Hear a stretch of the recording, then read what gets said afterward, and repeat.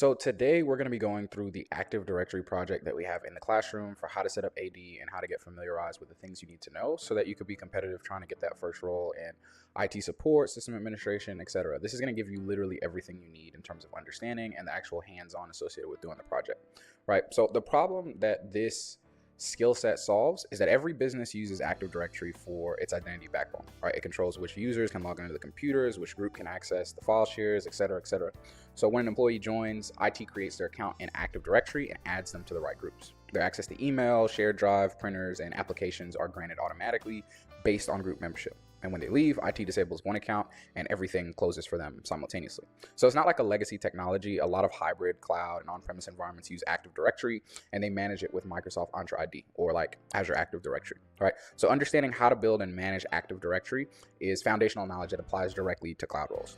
So this is for IT support, system administration, cloud engineering, and security analyst roles. So what you're gonna learn in this lab is how to promote a Windows server to a domain controller, how to create organizational units, how to create users groups, group memberships, configure group policy objects, join the machine to the domain, configure role-based access, and reset passwords and manage account lifecycles. So let's get into it, right? You need to get the free resources to get started. You need an Azure account. That's how I recommend to do this because you're going to be leveraging an Azure virtual machine for you to even do the project. So just to be clear, to get a free Azure account, you're going to type in free Azure account in the top over here. And let me do this, right? And you're just going to create an account. Make sure you have your ID and credit card. They'll give you a $200 credit and you only pay for what you use. Once you use up, once you use up your credit, but you need to have a free Azure account. So once you go ahead and you create your free Azure account, you're going to head over to portal.azure.com, right? And then you're going to go to the top. You're going to type in virtual machine, and then you're going to select this. From here, you're going to hit create because you shouldn't have anything in your environment, and you're going to select virtual, create a virtual machine.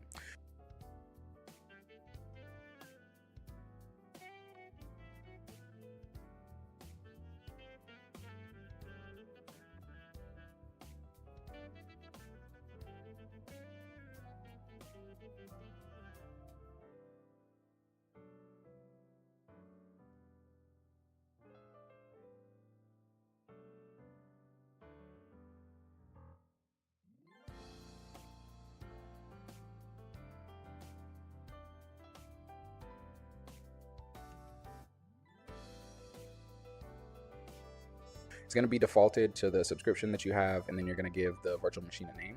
We'll just call this test VM, and it'll also create a resource group for the virtual machine to live in. And you're going to use East US because this is usually the cheapest region that's available to you. And you're going to make sure that you're using Windows Server 2025 data center. You're going to make sure that you select this in the drop down that's available to you. And then you're going to make sure you go with 2 vCPUs, 4 gigabytes of memory. You could go higher, but this is like the minimum CPU and spec requirements for you to do this. And then you're going to give login credentials for the admin account for it, right? So you go test VM, or you could call it something else, anything else you want to. And then you'll give a password associated with it as well. And then really from here, you could just hit review and create. You don't have to worry about the other configuration settings, but it's going to provision the virtual machine, the network interface card, the storage, the actual operating system, and the virtual network and subnet associated with it. So you're literally getting a full environment just by being able to deploy this. So you'll hit review and create here.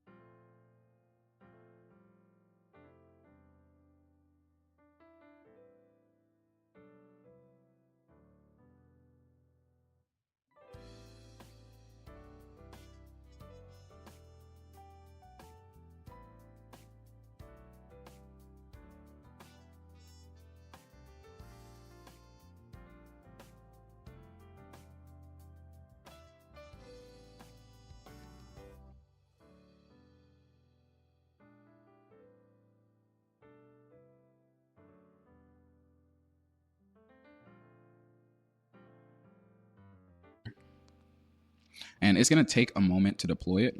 It's going to validate the configuration that you have, and then it should take you over to the actual deployment once you hit create. So you'll hit create. And just to be clear, like the monthly cost of this is going to be less than 25 cents an hour. And this eats into the credits that they give you, but for the most part, we're going to be able to finish all of this in less than an hour, right? So this is going to be a zero cost lab, and you're literally just going to learn how to do everything from end to end. So we'll let this deploy. It should be maybe 2 or 3 minutes before you actually get access to the machine, but we'll go ahead and do a cut right here while this loads. And also, one thing to note, on my machine, I have the Windows app, which allows me to remotely connect to the machine. But if you're on a Windows machine or you're on a MacBook and you don't have a tool to be able to connect from your local machine to the remote virtual machine, you would get this tool called AnyDesk. You can grab it from online for free. It just literally allows you to remote into the machine.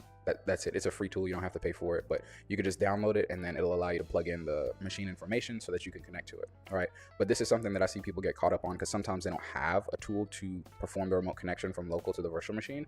So if you don't have one at all on your machine, Windows or Mac, this will be a good tool to use. You don't have to pay for anything. You could just download it and install it and you should be good to go for your RDP files. Right.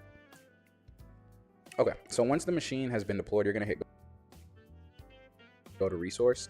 It may take a few more moments for it to be ready for you to connect to it. You see how it says test virtual machine agent status is not ready. It's just the machine getting ready on the Azure backend so that you can actually connect to it. Once this goes away, maybe a minute or two, since it's a smaller machine, you should be able to hit connect and get started with being able to RDP. So we're going to let this load for a bit and do its thing. Okay, so it's good to go. Now from here, you're going to hit connect in the top left hand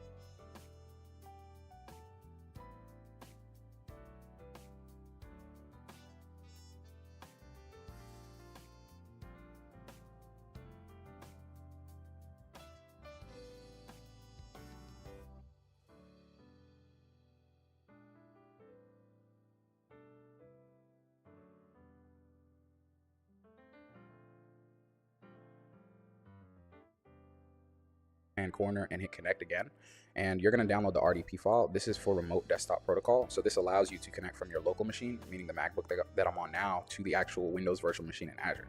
So you're going to download the RDP file here, save it to your machine, and then you're going to open it. Right, if you have AnyDesk installed, AnyDesk is going to be used to open .rdp files. There's other tools that you can use, but I recommend AnyDesk or Windows app or RDP if you're already on a Windows machine. All right, so you're going to click this, and then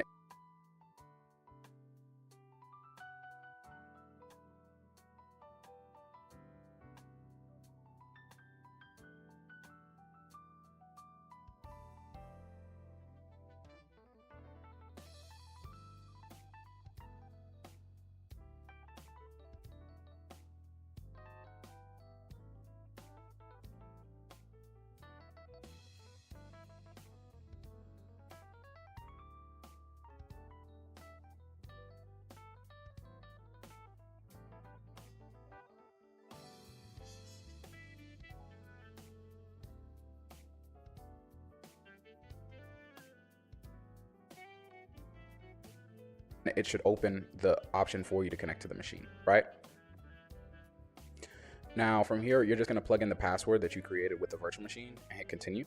It's going to ask you again if you want to continue. You'll hit continue again, and then you should see my screen fade to black, right? It's me connecting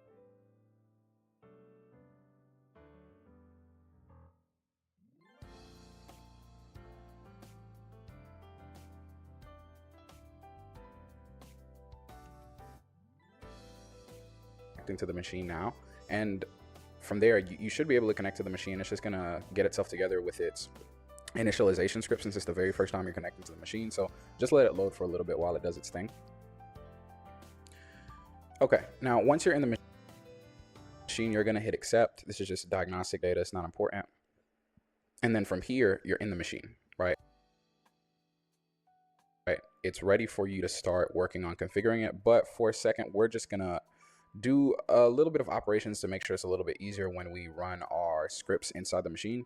So what we're gonna do is exit from here, and then we're gonna hit this plus icon.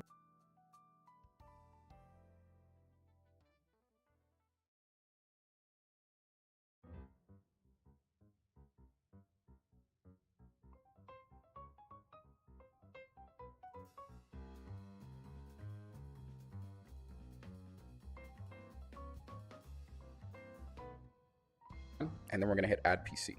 When we hit add PC here, and mind you, this is gonna be a little bit different for AnyDesk, or it's gonna be different for another RDP tool, but we're gonna plug in the IP address for the machine here. We wanna manually add it so that we can make sure that we are able to copy and paste into the machine. Meaning like I could copy something from my local machine into the virtual machine so I could run the script, right? There's another way around this. We might touch on it later, but I just wanna make sure that you potentially have this configured so it's easier to run the automation scripts when you're in there, right?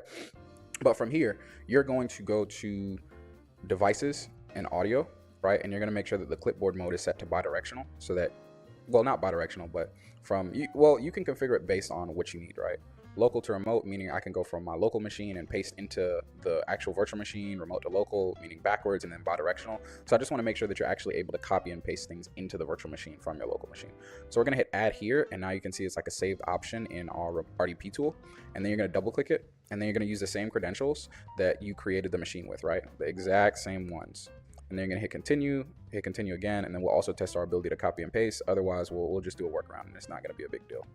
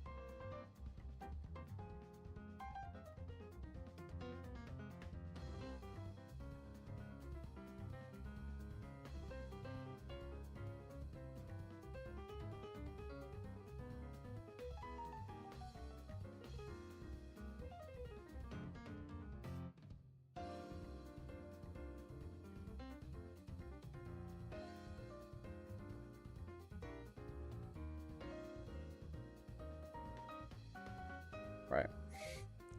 But anyways, I'm gonna make this not full screen because I still want to be able to access my local machine. I'm just gonna make it a little bit bigger as well too, so I have a little bit more real estate here, and then we can get started with actually going through the lab and the config here. So the first thing we're going to do is actually install Active Directory Domain Services on the box, right? And we're going to do that with Server Manager. And this entire thing that's open right here, Server Manager, is what we're going to be using for this. So what we're going to do is hit Manage in the top right, and then we're going to hit Add Roles and Features. And then from Add Roles and Features, we're going to click Next through the wizard until we reach Server Roles, right? So you can see Server Roles right here. We'll go Next, Next again, and then we'll hit Next again.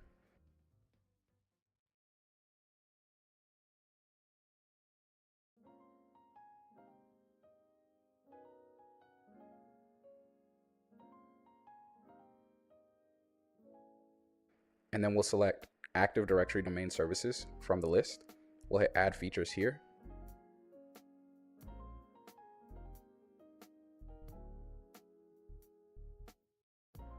We'll hit Next. We'll hit Next again. And then from here, we'll hit Next again. We'll hit Next. Well, there's no Next option, but the next that you'll hit is Install, right? So we'll install Active Directory Domain Services on this virtual machine. It should take about 2 or 3 minutes. We'll let it do its thing from here.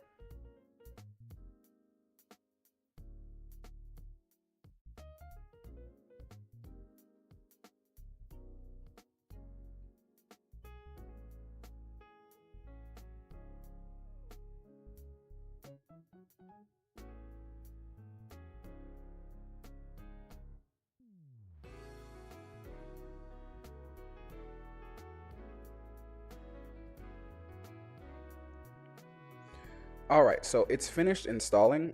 So after it installs, we do have to restart this box, but we're not going to do it yet. We're just going to hit close for now. So later in step 5 of this lab, we're going to need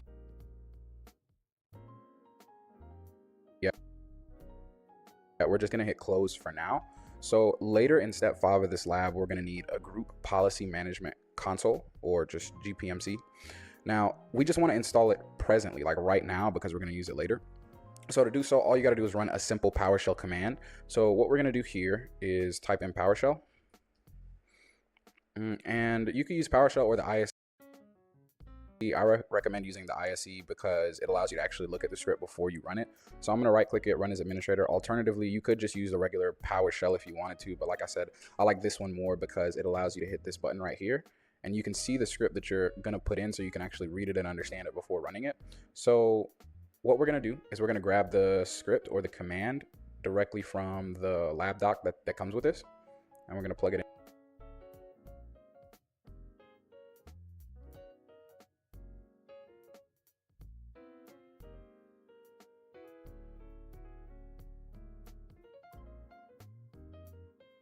And you can see the script that you're going to put in so you can actually read it and understand it before running it. So what we're going to do is we're going to grab the script or the command directly from the lab doc that comes with this. And we're going to plug it in here. Let's see.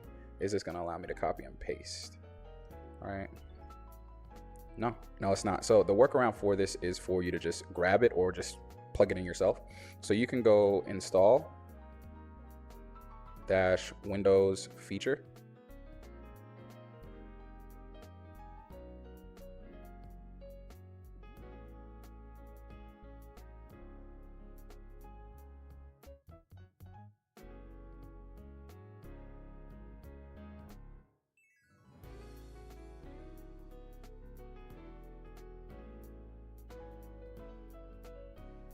-name GPMC.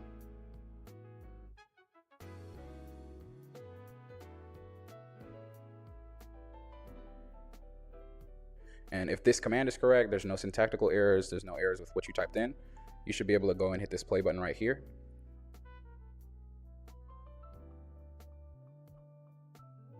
And it will install the GPMC feature of the box, right?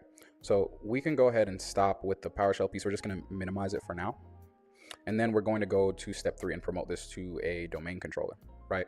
So installing ADDS doesn't create a domain. Promotion is the step that creates your domain, and it makes the server an authoritative DNS and identity server for everything that joins it, right? So you're like, okay, well, what's a forest and what's a domain? A forest is the top level container of your entire Active Directory structure. So think about it as the organization itself. A domain is a boundary inside the forest, right? And everything inside it is managed together. So most small to medium organizations have one domain inside of one forest. So large to medium, right? About it as the organization, the top, right? So you're like, okay, well, what's a forest and what's a domain? A forest is the top. Create a domain. Promotion is the step that creates. Installing ADDS doesn't create a domain. Promotion is the step that creates your domain, and it makes the server an authoritative DNS and identity server for everything that joins it, right? So you're like, okay, well, what's a forest and what's a domain? A forest is the top level container of your entire Active Directory structure. So think about it as the organization itself. A domain is a boundary inside the forest, right? And everything inside it is managed together. So most small to medium organizations have one domain inside of one forest. So large enterprises may have multiple domains. The domain name follows the same format as like a website URL. So ours is going to be lab.local, right? So in Server Manager, we're going to hit this flag right here. And then we're going to hit promote the server to a domain controller.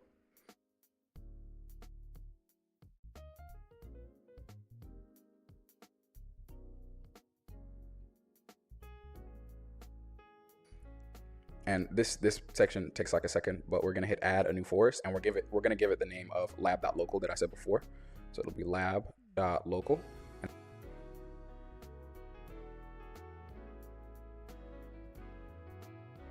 And then hit next.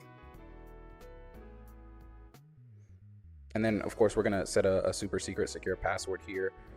And like I said, this takes a second to load, maybe less than a minute, but it takes a second. Super secret secure password.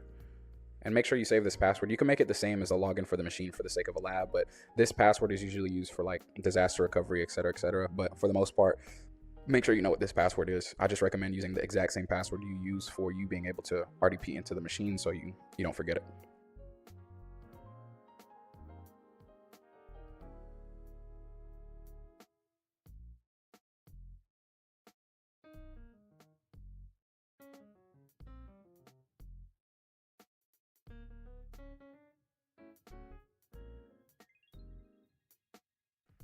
And we're gonna hit next.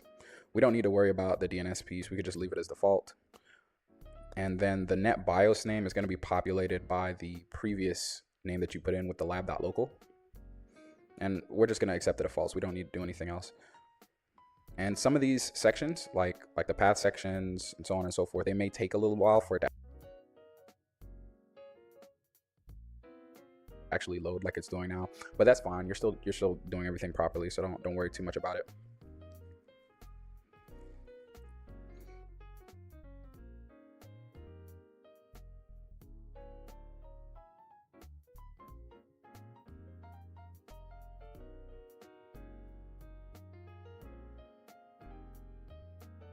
Now from here, we're gonna hit install, and then it's gonna prompt the actual machine to restart. The installation takes a little bit, don't worry too much, just let it do its thing, and then the machine will automatically reboot and kick you out of the session. So we'll let this get to that stage and do a cut here, and in a second, maybe about 3 minutes or so, this is gonna install, this is gonna reboot, and then we should be back inside the server. Okay, so once it's restarted, you should be back in your machine. You're just gonna do the exact same thing that you did before. You could just open your RDP file or so on and so forth, or you could use the Windows app and get back into it. One thing that I did change to make sure that I could copy and paste into the machine is in the connection center. Once you added the individual machine to your saved PCs, you're gonna go in here and you're gonna hit edit. And you're just gonna make sure that you have this set properly under devices and audio, clipboard mode, local to remote only. This worked for me on my MacBook. It may be slightly different if you're on Windows, but I just wanna make sure to take note of that, because being able to copy and paste from your local machine into the virtual machine is going to be very useful in going through these labs. I mean, if you're manually pasting in the scripts, that's fine, because it'll put you in a position to fully understand it, right? Typing everything out manually can help you understand, but I just wanna be clear about that.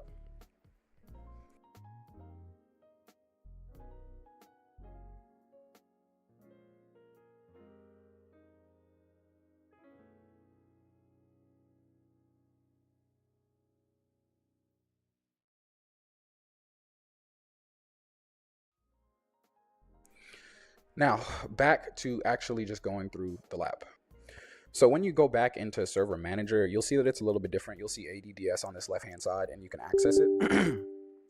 But you'll hit ADDS here. You'll just left-click it, and then you'll right-click here, and then you'll select Active Directory Users and Computers.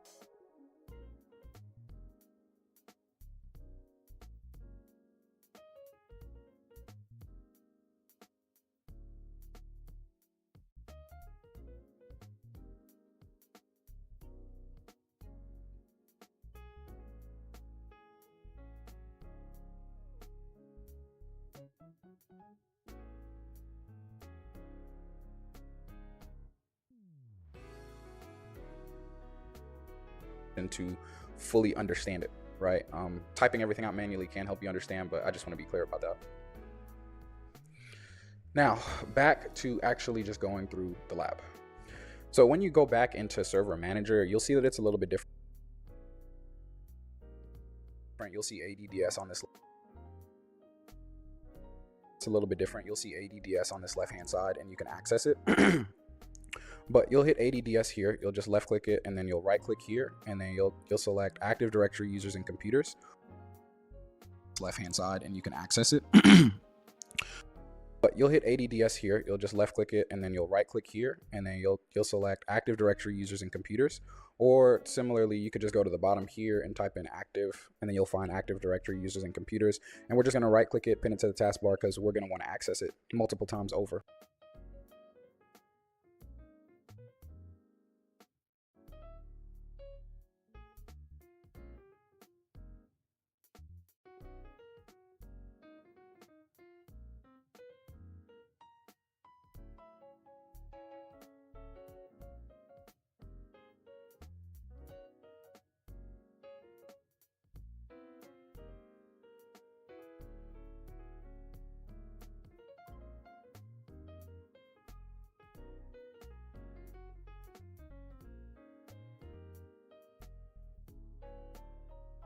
Right. So the first thing that we're going to be doing is creating the organizational structure, right? What is an OU? What is an organizational unit? So it's a folder inside of Active Directory. You use OUs to organize users, computers, and groups by department, location, or function, whatever makes the most sense for the organization. The real power of the OU is that you can link it to group policy, right? That means every user or computer inside that OU automatically gets the policy applied to it. So an IT department gets one set of policies, finance gets another, HR gets another, all from one central location without touching each machine individually, right? So we're going to create some organizational units, and we're going to do it manually, and then we're also going to use the script inside the documentation so that you can understand how to do it manually, right? So from in here, we're going to right click the domain, right? And then we're going to hover over new, and then we're going to select organizational unit. And then we're just going to call this school test.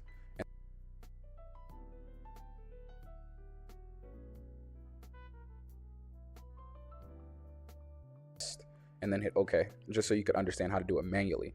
Now, you can see it in here under that school test, right? Now, outside of that, we're also going to run it with the script, right? So we're going to go ahead and we're going to type in PowerShell.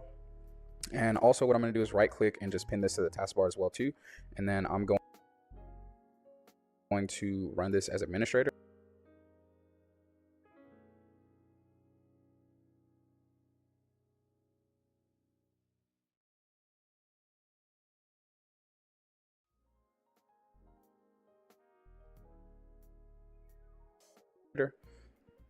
And we're going to run the script to create multiple OUs at one time, right? So we're going to erase this, and then we're going to copy and paste directly from the documentation, and then we're just going to review what we have in here before we actually, run it, right? So all of what we have in here before, we're going to copy and paste directly from the documentation, and then we're just going to review what we have in here before we actually, run it, right? So all it is just creating a new organizational unit with these names.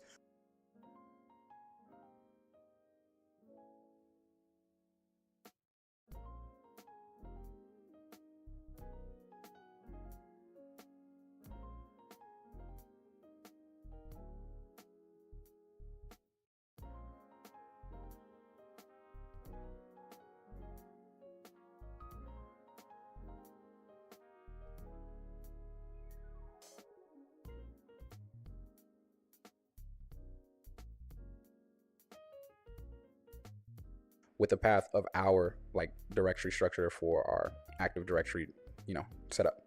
So from here,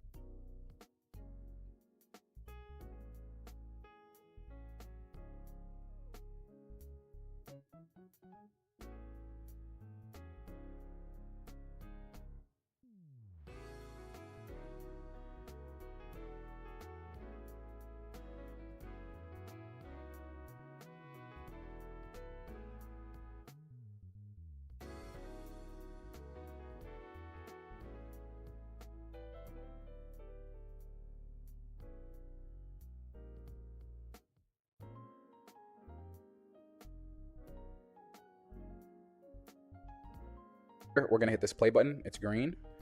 And then we can see this output, and we can see it running.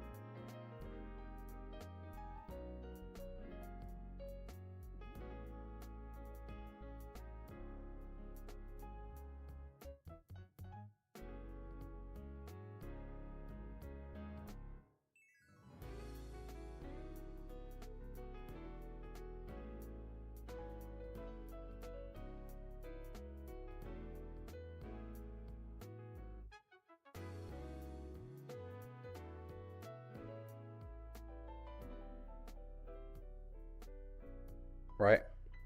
And there's already like a unit with this name, right? Computers. So because there's a duplicate in here, you're going to get this output that's going to tell you, hey, this already exists, but the other pieces have already been created, right? So if we go look at this, and we hit this drop down, it may not populate itself immediately. So what you might have to do is close this, open it again.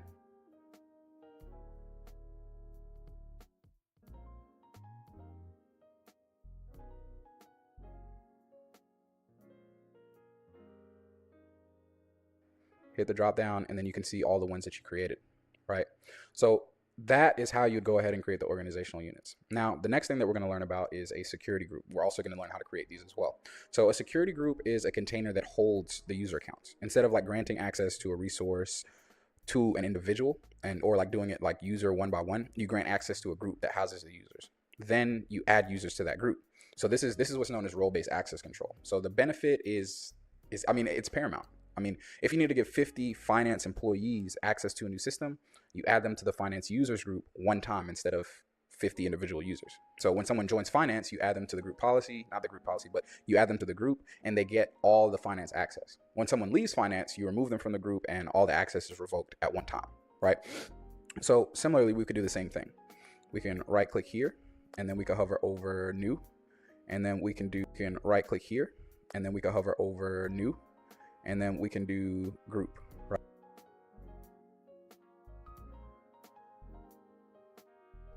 And then we could just call this school test as a new group. Just, let's see, an attempt was add an object directory with that name already in use. So the names have to be unique, and I'm glad I'm making these mistakes because you might do the same thing.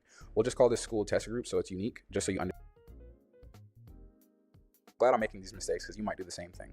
We'll just call this school test group so it's unique.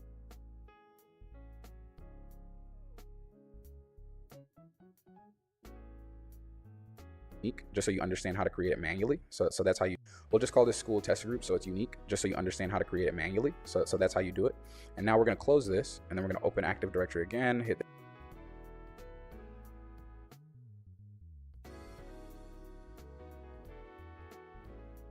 this drop down, and then we're also going to run it with the script as well too. So in the document,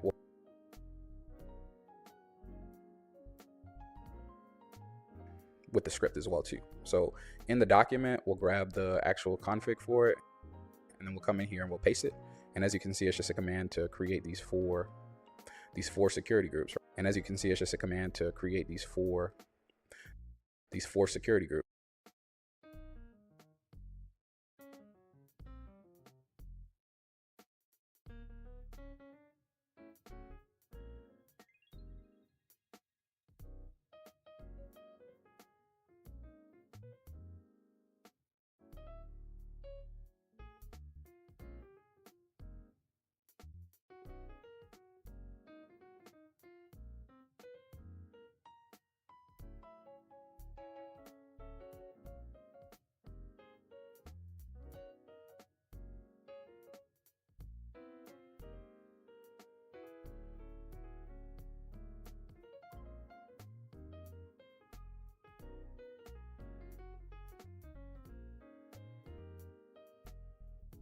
Right? And then we're gonna hit the play button again, and then all of them are created. This one didn't give us an error because everything with this naming convention is unique, right? So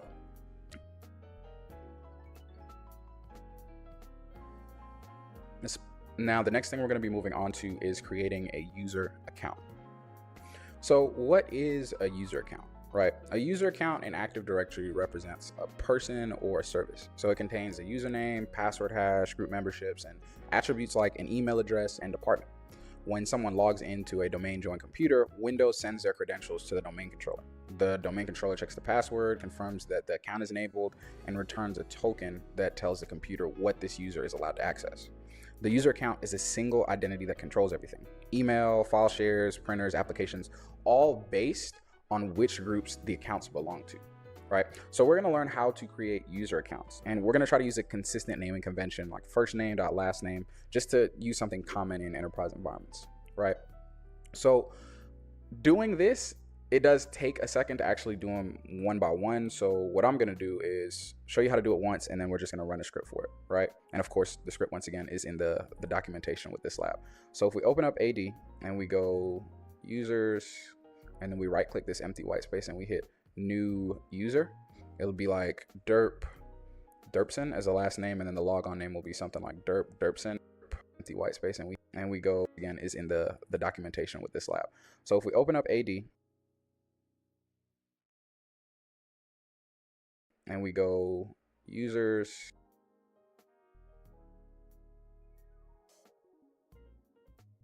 and then we right click this empty white space and we hit new user.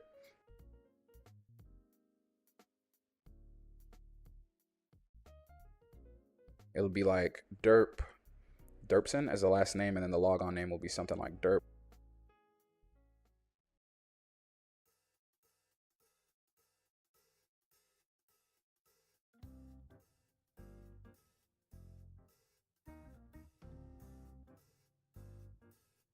Derpson, and then it'll be at your domain, right? You'll hit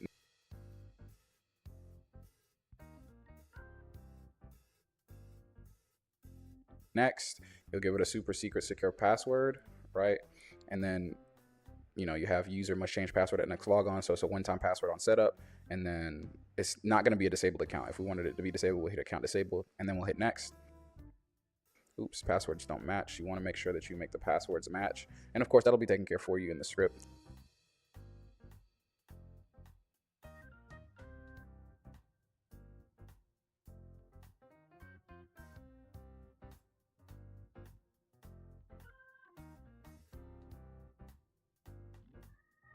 But we'll hit finish, and just like that, we have a user. Now we're going to use the script associated with the actual documentation. We're going to read through it together just to make sure it makes sense, right? So from top down, first thing you're doing is setting a variable for the password.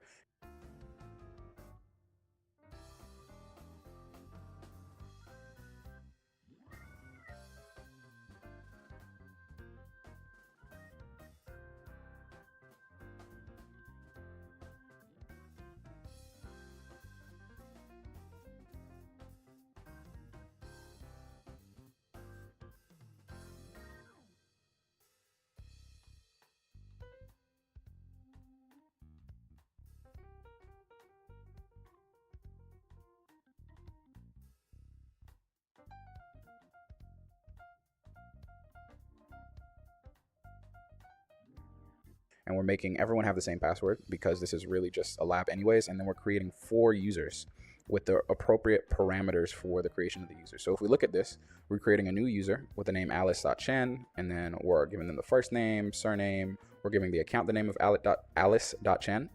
We're giving it a principal name as well too. And then we're setting the password with the password variable that we have.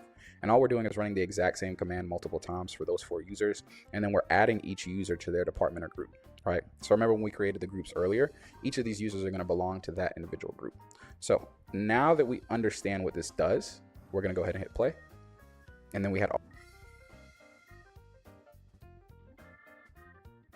all of that created for us. So we're going to close out Active Directory again, and then we're going to go here, right? And then from here, we should be able to go here at all of that created for us. So we're going to close out Active Directory again. And then we're going to go here, right? And then from here, we should be able to go to the proper OU. Like if we go to IT, we'll see Alice.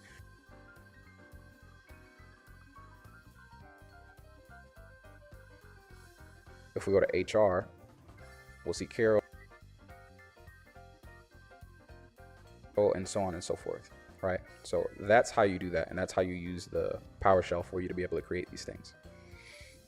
So now we're going to move on to step 5, which is configuring group policy, right? So group policy is how you enforce settings across every single machine and user in the domain without logging into each one individually, right? So remember when we installed GPMC earlier, this was what this was for, because we wanted to make sure that it was available before we got to this stage in the lab, right? So what is a group policy, right? A group policy object, it's really GPO. So GPO is group policy object. A group policy object is a collection of settings that gets applied automatically to every user or computer inside an organizational unit, right? So think of it as like a rule book that Windows enforces without anyone having to do anything manually. You can create one GPO, link it to an OU, and every machine and user in that OU immediately gets those rules applied to it the next time they log in or run a GPU update, right? Like password complexity, screen lock timeouts, USB restrictions.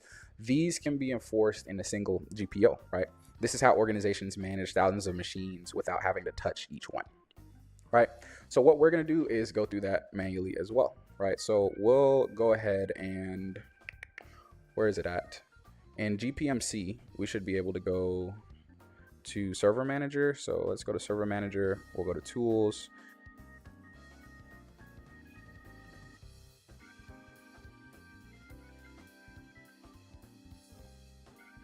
And then we'll go to Group Policy Management right here. You would think it's an Active Directory, but it's not. It's a whole other thing within itself, right? Group Policy Management. And then from here, under Group Policy Management, you'll see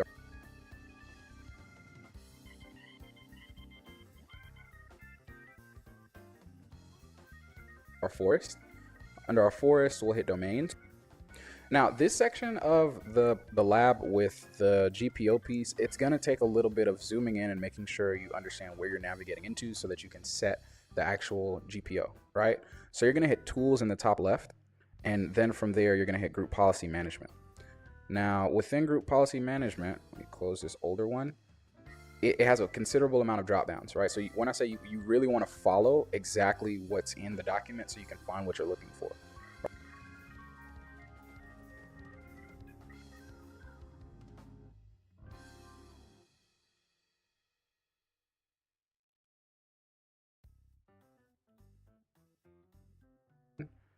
It has a considerable Group Policy Management. From there, you're going to go, right? And where you're now GPO piece management, you'll see our forest. Under our forest, we'll hit domains. Now, this section of the lab with the GPO piece, it's going to take a little bit of zooming in and making sure you understand where you're navigating into so that you can set the actual GPO, right? So you're going to hit Tools in the top left, and then from there, you're going to hit Group Policy Management. Now, within Group Policy Management, let me close this older one. It has a considerable amount of drop downs, right? So when I say you really want to follow exactly what's in the document so you can find what you're looking for, right? So from here, you're going to go to domains. You're going to hit this drop down.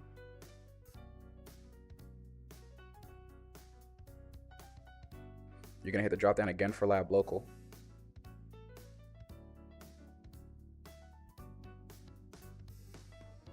Right? And then from here, you're going to right click the IT organizational unit. Right? And then click IT and select create a GPO in this domain and link it here. We're going to call this School GPO 1. We're going to hit OK.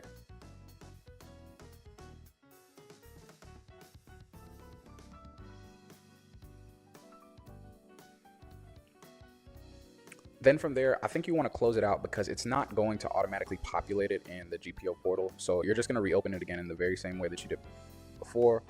Group Policy Management.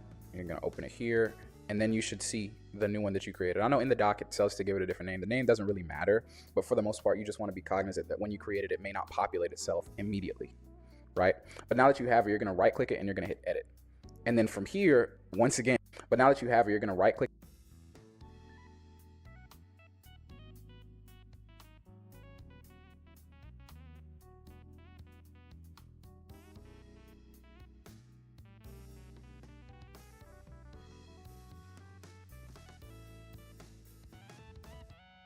It may not pop name. The name doesn't really matter, but for the most part, you just want to be cognizant that when you create it, it may not populate itself immediately, right? But now that you have it, you're going to right click it and you're going to hit edit.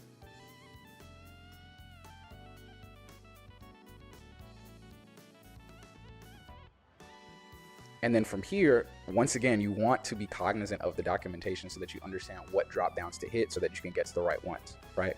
So the first one that we're going to do is to set a minimum password length. So under computer configuration, you're going to select Windows settings, right? You're going to go to policies, Windows setting.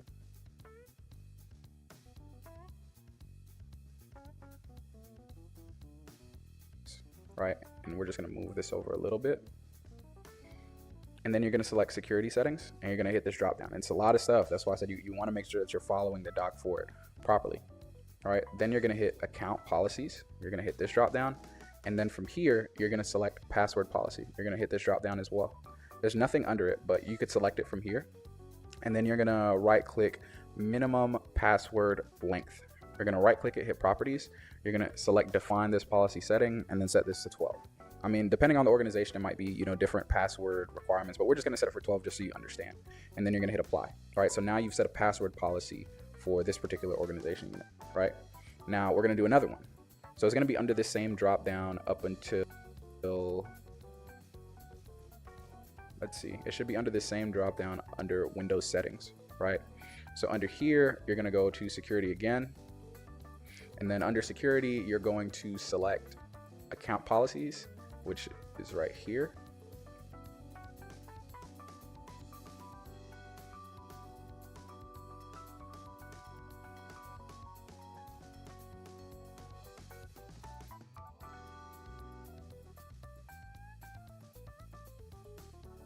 And then from here, you're going to select password policy again, and we're going to select a different option. We're going to do one for password complexity. So if you read these, you're going to say password must meet complexity requirements. You're going to hit property.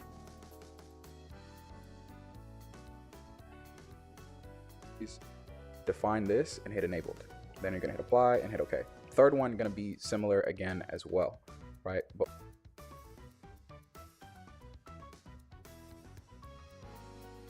we're going to close these out so we're going in the same path. So Windows settings, and then from here security settings, and then we're going to select local policies.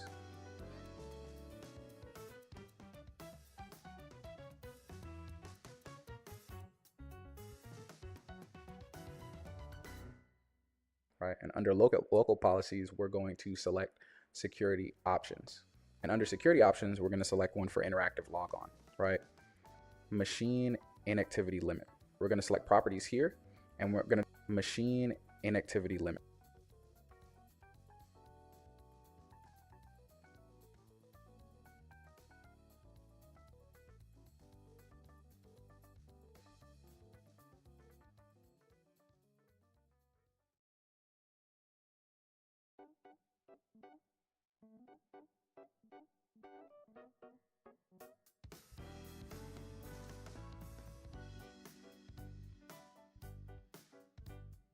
We're going to select properties here, and we're going to define this setting. So we're going to just say like, all right, if the machine is inactive, we'll just set it to 900 seconds. So after 15 minutes, you go to the lock screen. So this will prevent like your machine from just being unlocked forever.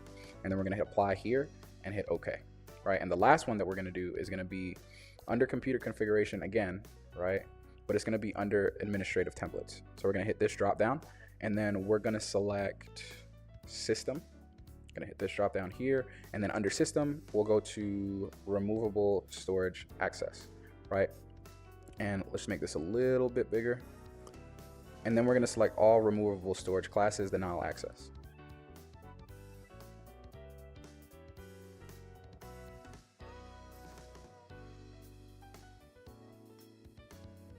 Right, we're going to hit edit, removable storage classes denial access.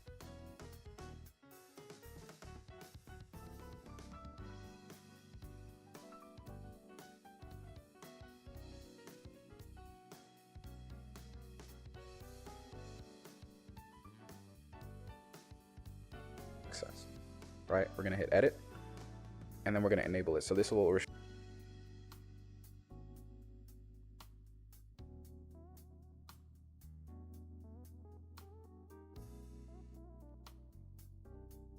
restrict anyone from doing any potential data exfiltration like with USB drives. We're going to hit apply here and hit OK.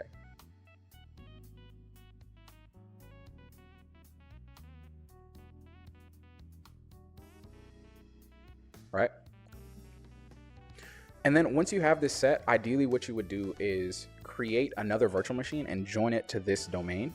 You're going to run like a GPU update and then log in as a user and try to test their password to verify that the screen lock policy takes effect or so on and so forth, right? So now that you know how to implement these, a good next step would be to test them, right? But now let's talk about like some common help desk tasks in step 6, right? One of the most common tasks that you'll be doing in this type of role is resetting user passwords, right? Let me close out everything else. So we'll open up Active Directory again. Let's just pick a user. I'm going to be picking on Carol.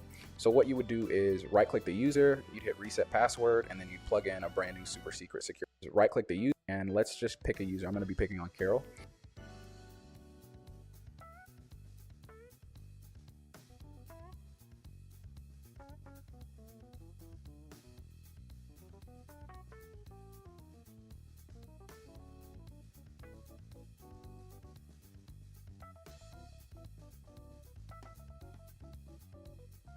So what you would do is right click the user, you'd hit reset password,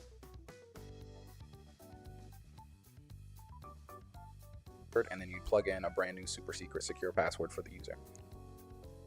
Right, and of course, sometimes you want to make sure that the account is unlocked.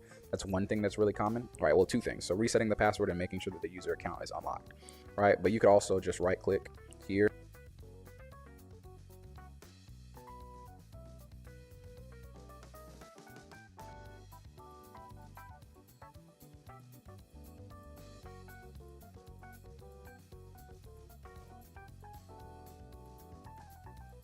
Here, and then hit, where is it at?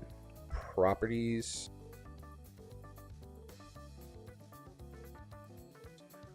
account, and hit unlock account, just to, if you just want to unlock the account.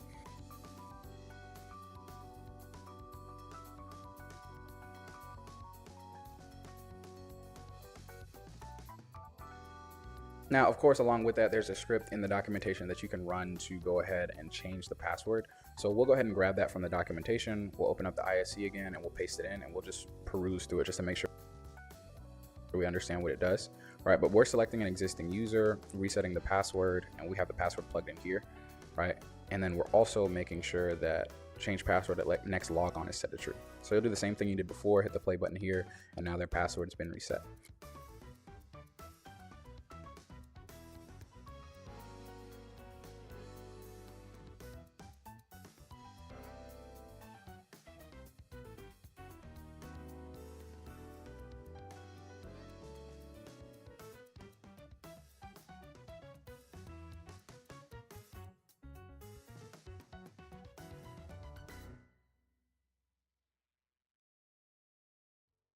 Right, and of course with the unlock account as well too, it's a very short command. I wouldn't really call these scripts, but I would say they're command. Unlock AD account for this particular user. You'll hit the play button again as well too.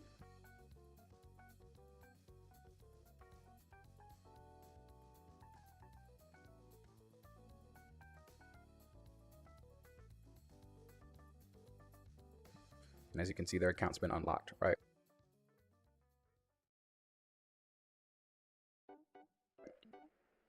And also, like, if you wanted to disable a user account, right, you could really just open the user, right click it,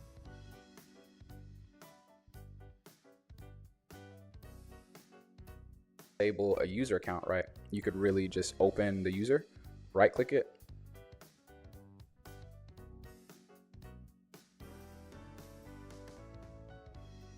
and then hit disable account. And then you can see like they have a sticker next to their icon right here that they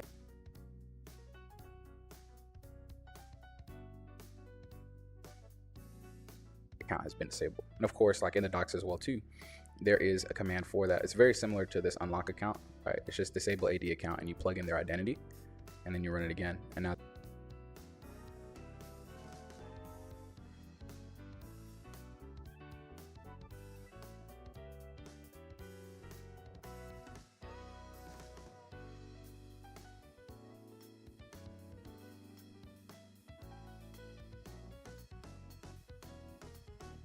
the account has been disabled, right? And one thing as well too that you might be tasked with in this role is auditing and reporting, right? So like with security and compliance, they may regularly review or need to report on inactive accounts, like people who've left the company, et cetera, et cetera. And there is a script or like a command in here to double check and see like what accounts have been inactive for 90 days. So we could paste that in and look at it really quickly. We could set a variable that gives you the cutoff time for this, and then you could get the users within, you know, your Active Directory setup to see which ones haven't been active in that time period. And of course, if you run this, you're not really going to get anything, even though like it's a syntactically correct command, because everything is brand new, right? Everything is brand new, right? But these are the main things.